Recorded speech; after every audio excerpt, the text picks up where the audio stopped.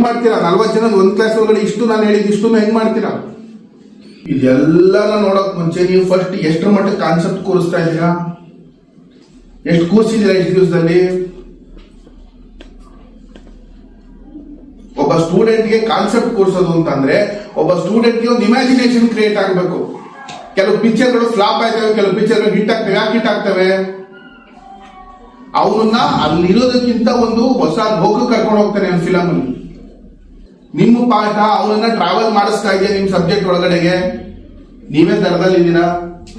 This is not going to happen in one day. ಒಂದ್ ದಿವಸದಲ್ಲಿ ಆಗೋ ವಿಷಯ ಅಲ್ಲ ಇದು.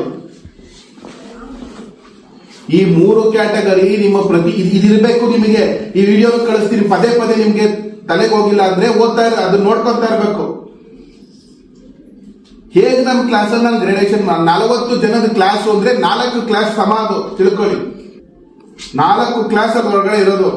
ಒಂದು ಬುದ್ಧಿವಂತರ ಕ್ಲಾಸು, ಇನ್ನೊಂದು ಓದಕ್ಕೂ ಬರೆಯಕ್ಕೂ ಬರ್ದೇ ಇರೋರ್ ಕ್ಲಾಸು, ಇನ್ನೊಂದು ಕಾನ್ಸೆಪ್ಟ್ ಗೊತ್ತಿಲ್ಲದೆ ಇರೋರ್ ಕ್ಲಾಸು, ಇನ್ನೊಂದು ಸೋಮಾರಿಗಳ ಕ್ಲಾಸು. ಸೋಮಾರಿಗಳು ಇರ್ತಾರೆ, ಅದರಲ್ಲಿ ಓವರ್ ಆಕ್ಟಿಂಗ್ ಇರ್ತಾರೆ, ಅಹಂಕಾರ ಇರೋರು ಇರ್ತಾರೆ, ಓವರ್ ಕಾನ್ಫಿಡೆನ್ಸ್, ಅವ್ರ ಕ್ಲಾಸ್.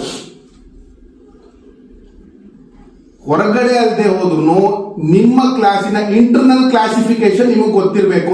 4 ಕ್ಲಾಸಿಫಿಕೇಶನ್ ಗೊತ್ತಿರಬೇಕು.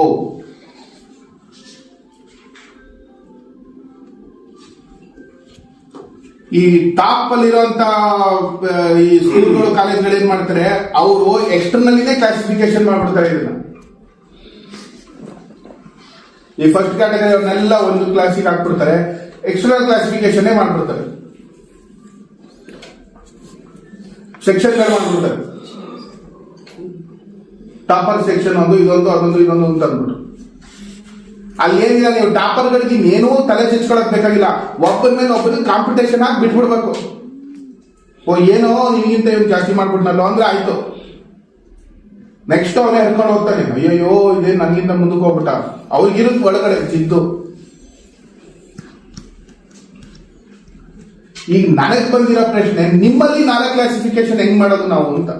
ಸಬ್ಜೆಕ್ಟ್ ಗೊತ್ತಿರೋರು ಎಷ್ಟು, ಗೊತ್ತಿದ್ದು ಕ್ಲಾಸಲ್ಲಿ ಪಾಠ ಮಾಡೋದು ಬರ್ದಿರೋರು ಎಷ್ಟು, ಟ್ಯಾಂಕೆ ಖಾಲಿ ಇರೋದೆಷ್ಟು, ಟ್ಯಾಂಕಿಂದ ಪೈಪ್ ತೂತಾಗಿರೋದೆಷ್ಟು,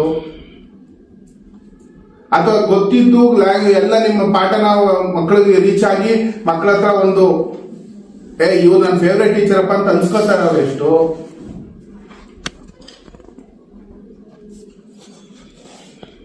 ಅಯ್ಯೋ ಅನ್ಕೊಂಡು ಕೆಲಸ ಮಾಡ್ತಾ ಇರೋರು ಎಷ್ಟು. ಈ 4 ಕ್ಲಾಸಿಫಿಕೇಶನ್ ನಾವು ಮಾಡ್ಕೊಂತೀವಿ ಇಂಟರ್ನಲ್ಲಿ.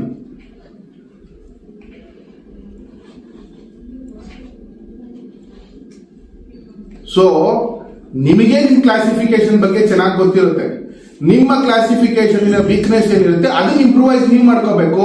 ಸಬ್ಜೆಕ್ಟ್ ನ ಜೊತೆ ನೀವೆಷ್ಟು ಇಂಪ್ರೂವ್ ಆಗ್ತಾ ಇದ್ದೀರಾ, ನಿಮ್ಮಿಂದ ಮಕ್ಕಳು ಎಷ್ಟು ಇಂಪ್ರೂವ್ ಆಗ್ತಿದ್ದಾರೆ, ಇದು ಟ್ರಯಾಂಗಲ್ ಸ್ಟೋರಿ. ಈ ಟ್ರಯಾಂಗಲ್ ಒಂದಕ್ಕೊಂದು ಡಾಟ್ ಮೀಟ್ ಮಾಡಿಲ್ಲ ಅಂತಂದ್ರೆ ನಿಮ್ ಸಬ್ಜೆಕ್ಟ್ ಆ ಸ್ಕೂಲಲ್ಲಿ ಫ್ಲಾಪ್. ಅರ್ಥ ಆಯ್ತಾ?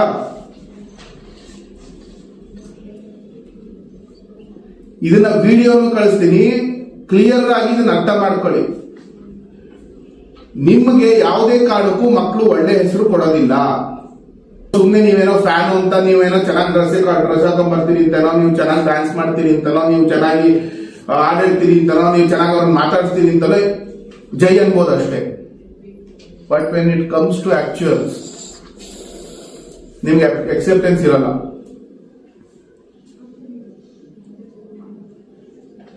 ಗೊತ್ತಾಯ್ತಲ್ಲ? ಸಬ್ಜೆಕ್ಟು ಬರೀ ಸಬ್ಜೆಕ್ಟ್ ಚೆನ್ನಾಗಿರುತ್ತೆ.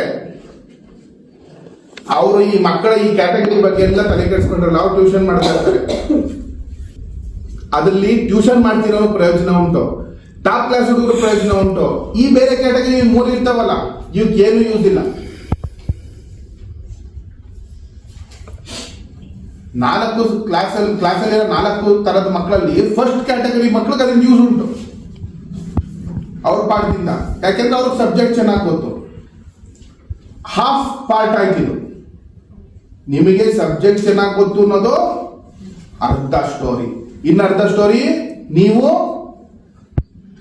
ಸ್ಟೂಡೆಂಟ್ಸ್ಗೆ ಸ್ಟೂಡೆಂಟ್ಸ್ನ ಎಷ್ಟು ಅರ್ಥ ಮಾಡ್ಕೊಂಡಿದ್ದೀರಾ? ಟ್ಯೂಷನ್ ಟೀಚರ್ ಅಲ್ಲಿ ಈ ಗೋಜಲ್ ಬೇಕಾಗಿಲ್ಲ, ಆದ್ರೆ ಒಬ್ಬ ಐಡಿಯಲ್ ಟೀಚರು ಈ ಗೋಜಲ್ ಹೋಗ್ಬೇಕು. ಸ್ಕೂಲಲ್ಲಿ ನಾವು ಈ ಗೋಜಲ್ ಹೋಗ್ತೀವಿ, ಯಾಕೆಂದ್ರೆ ನಮಗೆ ಪ್ರತಿಯೊಂದು ಮಗುವಿನ ರಿಸಲ್ಟ್ ಕೂಡ ಇಂಪಾರ್ಟೆಂಟ್. ಇವ್ರು ಟ್ಯೂಷನ್ ಹೋದವರಲ್ಲಿ ಎಷ್ಟು ಜನ ಫೇಲ್ ಆದ್ರು ಅಂತ ಯಾವನು ಕೇಳಲ್ಲ. ಈ ಸ್ಕೂಲಲ್ಲಿ ಎಷ್ಟು ಜನ ಫೇಲ್ ಆದ್ರು ಅಂತ ಕೇಳ್ತಾರೆ. ಕ್ಲಾರಿಟಿ ಸಿಕ್ತಾ?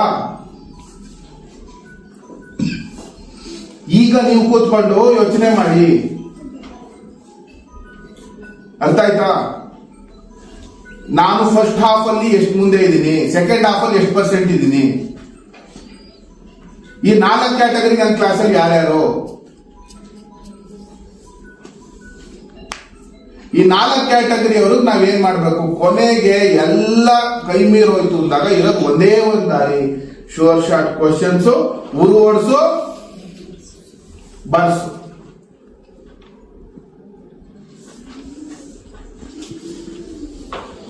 ಈ ಕ್ಯಾಟಗರಿಯಲ್ಲಿ ಫಸ್ಟ್ ಟು ಗ್ರೇಡ್ 3 ಅಲ್ಲಿ ಇರೋನು ಗ್ರೇಡ್ ಇದಕ್ಕೆ ಎತ್ಕೊಂಡ್ಬರ್ಬೋದು, ಗ್ರೇಡ್ 2 ಅಲ್ಲಿ ಇರೋನು ಗ್ರೇಡ್ 1 ಎತ್ಕೊಂಡ್ಬರ್ಬೋದು. ಬಟ್ ಈ 3, 4 ಗ್ರೇಡ್ 3 ಗ್ರೇಡ್ 4 ಅಲ್ಲಿ ಇರ್ತಾರಲ್ಲ, 10ನೇ ಕ್ಲಾಸ್ಗೆ ಇಟ್ ಇಸ್ ವೆರಿ ಲೇಟ್. 9ನೇ ಕ್ಲಾಸ್ಗೆ ಈಗಲೇ ರಿಯಲೈಸ್ ಮಾಡ್ಕೊಳ್ಳಿ.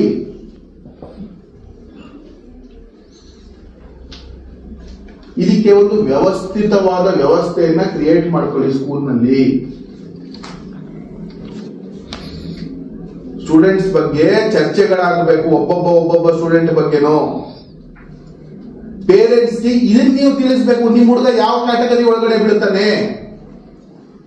10ನೇ ಕ್ಲಾಸಲ್ಲಿ ತಿಳಿಸಕ್ಕಾಗಲ್ಲ, ಮಕ್ಕಳಿಗೆ ನಮ್ಗೆ ವಾಪಸ್ಸು ಇಷ್ಟು ದಿವಸ ಬಿಟ್ಬಿಟ್ಟು ಈಗ 10ನೇ ಕ್ಲಾಸಲ್ಲಿ ತಗೊಂಬಂದು ಹೇಳ್ತಾ ಇದ್ದೀರಲ್ಲ ಅನ್ಬಿಟ್ಟು 10ನೇ ಕ್ಲಾಸ್ ಹೋಗಕ್ ಮುಂಚೆ ಅವ್ರನ್ನ ಎಚ್ಚರಿಸಿ ತಿಳಿಸಿ, ನೋಡಿ ನಾನು ಹಿಂಗ್ ಬರೆಯೋಕೆ ನೀವು ಸುಮ್ಮನೆ ಅವ್ರಿಗೆ ಒಂದಷ್ಟು ಡಿಕ್ಟೇಷನ್ ಬರ್ಸ್ಬೇಕು, ಮಕ್ಕಿ ಅಲ್ಲ.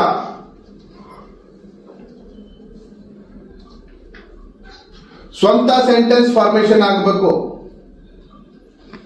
ಸ್ವಂತ ಪದಗಳು ಬರೀಬೇಕು, ಸ್ವಂತ ಸ್ಪೆಲ್ಲಿಂಗ್ಗಳು ಬರೀಬೇಕು, ಸ್ವಂತ ಒತ್ತಕ್ಷರಗಳನ್ನ ಹಾಕಬೇಕು. ಈ ಇದನ್ನು ಅವನು ಇಂಗ್ಲಿಷ್ ಅಲ್ಲಿ ಮಾತ್ರ ವೀಕ್ ಇದಾನ, ಇಂಗ್ಲಿಷು ಕನ್ನಡದಲ್ಲಿ ವೀಕ್ ಇದಾನ, ಇಂಗ್ಲಿಷು ಹಿಂದಿಲಿ ವೀಕ್ ಇದಾನ ಅನ್ನೋದು ಬೇರೆ ಬರ್ತದೆ. ಅಥವಾ ಇಂಗ್ಲಿಷು ಕನ್ನಡ ಹಿಂದಿ 3ರಲ್ಲೂ ವೀಕ್ ಇದಾನ ಅನ್ನೋದು ಬೇರೆ ಬರ್ತದೆ. ಈಗ ನಿಮಗೆ ಸೈನ್ಸ್ ಅವ್ರಿಗೆ, ಮ್ಯಾಥಮೆಟಿಕ್ಸ್ ಅವ್ರಿಗೆ, ಮತ್ತೆ ಇದರಲ್ಲಿ ಮ್ಯಾಥಮೆಟಿಕ್ಸ್ ಅವ್ರಿಗೆ ಇನ್ನೊಂದು ಲ್ಯಾಂಗ್ವೇಜ್ ಆಫ್ ನಂಬರ್ಸ್. ಸೈನ್ಸ್ ಅವ್ರಿಗೆ ಮತ್ತೆ ಸೋಷಿಯಲ್ ಅವ್ರಿಗೆ ಇಂಗ್ಲಿಷ್ ಅಲ್ಲಿ ವೀಕ್ ಇದ್ರೆ ಅವನು ನಿಮ್ ಸಬ್ಜೆಕ್ಟ್ ಅಲ್ಲಿ ಕಾನ್ಸ್ಟೆಂಟ್ ಲೋ ಪರ್ಫಾರ್ಮರ್ ಇರ್ತಾನೆ.